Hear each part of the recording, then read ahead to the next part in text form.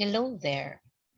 We always want to share our ideas and perspective to other people. While gathering and understanding new information is a part of becoming critical thinkers. So effective information sharing through informative speaking can be a powerful and important tool. Today, I will be discussing about the purpose of informative speech.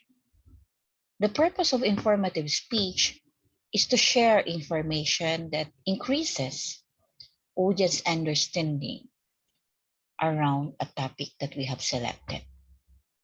It also provides an alternative and raises awareness. If you could still remember last time, I told you to share your speech, and we were able to identify what kind of speeches you have delivered. And some of you have delivered informative speech. Basically, an informative speech conveys knowledge, a task that every person engages in every day in some form or another. But when we do the sharing, make sure that the audience could get something from you. What kind of information are you sharing with them? The key to an effective speech is to identify what information your audience needs. Can they benefit from what you are sharing to them? It's very important. Does the audience also know what you are sharing so that they could have an interaction, and also they could give their own feedback on the information that you are telling them? Remember that all information may not be relevant to all audiences. So we may decide that sharing also is very important on the part of the speaker, because he has to make sure that the information that he is sharing will really help the audience. From what sources this information were taken? This is one thing also that the speaker has to take into consideration. The sources of information. You should also be credible in sharing the information that you are giving to your audience. So when you select that content to share with an audience, an action that can provide alternatives and expand viewpoints, you are advocating now for the relevance and timelines of that informative topic. So through information sharing, however, you are not taking a particular side or providing the audience with a call to action.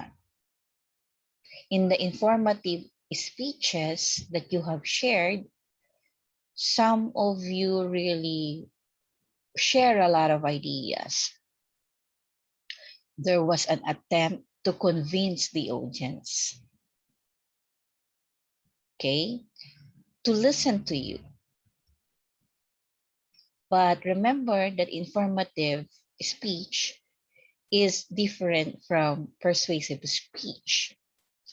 So if there is an attempt for you of encouragement to convince the audience to listen to you, to do an action, there is no longer an informative speech, but it is already a persuasive speech. So this can be a tricky distinction and one that you should attend to. Remember that even if you are informing the audience about the differences in views on controversial topics like COVID-19, you should simply and clearly explain each side of the issue. Some of you discuss about COVID-19, wherein you also injected the response of the government in this pandemic that we are experiencing. So you could clearly explain and each side of the issue. Okay? So understanding the types of informative speeches may help you as you work on your selected information that doesn't persuade. Remember that informative speech is different from persuasive speech. For your quiz number 3, I want you to write an informative speech. Make sure you are able to apply all the things that I mentioned to you so that you could come up with a very good informative speech. Identify the purpose of informative speech. What is the purpose of informative speech? The different types of informative speech will guide you in making or in composing your informative speech. What are these types of informative speech again? Based from the video, we have speech about process, speech about object, speech about content, and the last one, speech about events. So you may use these different types in composing your informative speech. Remember, informative speech also offers opportunity on the following. Of course, to promote research, writing, organizing, and speaking skills. That is the reason why I also want you to submit your informative speech in your LMS, and then you will also deliver this informative speech in our discussion the following day. So I hope you could do the activity, your quiz 3 today. Good luck.